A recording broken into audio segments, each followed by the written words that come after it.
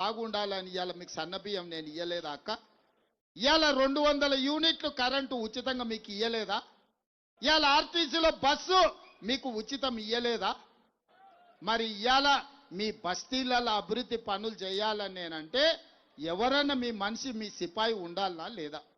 ఇవాళ మీ తరఫున మీ సమస్యలు తెలిసి మీ సమస్యల పరిష్కారం కోసం ప్రభుత్వంతో మాట్లాడే సిపాయి మీకు ఉండాలనా లేదా? మీరు ఆలోచన చేయండి. ఇవాళ వాళ్ళు అంటారు సెంటిమెంట్ అని. ఒకవేళ సెంటిమెంట్ గురించే మాట్లాడాల్సి వస్తే నేను ఒక మాట అడగదలుచుకున్నా. 2007లో ఈ హైదరాబాదు నగరానికి పేదోళ్ళ గుండెల్లో దేవుడుగా కొలువబడ్డ పి జనార్దన్ రెడ్డి ఆయన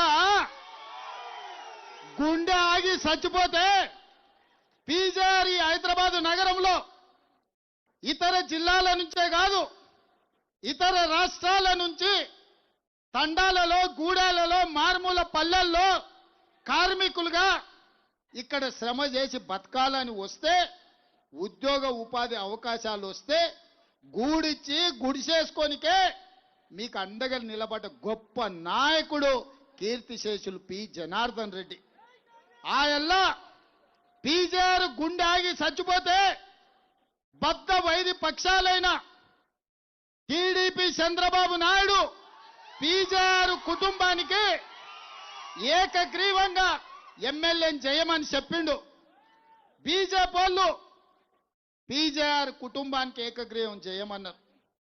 బీఆర్ఎస్ వాళ్ళు టీఆర్ఎస్ నాడు చంద్రశేఖరరావు అభ్యర్థిని పెడితే పీజేఆర్ కుటుంబం కేసీఆర్ను గెలవనికపోతే ఇంటి ముందల గేట్ కాడ 3 గంటలు నించోబెట్టిండు ఎర్రటి ఎండల. ఇవాళ మా ఆడబిడ్డ విజయారెడ్డి ఈయనే ఉన్నది, అడుగురు పీజేఆర్ బిడ్డ ఉన్నది.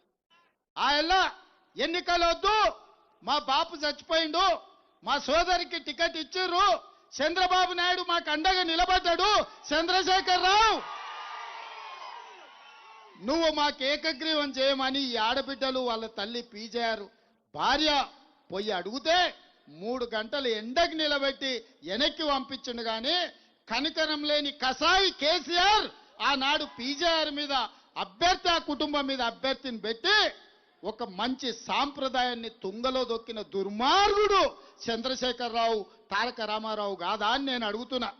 ఇవాళ వచ్చి సెంటిమెంటు ఇవాళ ఓటేయండి అని అడుగుతున్నారు. నేను అడుగుతున్నా సన్నాసిని, 3 సార్లు జూబ్లీహిల్స్లో మిమ్మల్నే గెలిపించారు కదా, 2 సార్లు నీ అయ్యని ముఖ్యమంత్రిని చేసిండ్రు, నిన్ను మున్సిపల్ మంత్రిని చేసిండ్రు కదా, ఎన్నడన్నా ఈ బస్తీలలోకి వచ్చినవా? గా ఎల్ల వానొస్తే నీళ్లు నిండితే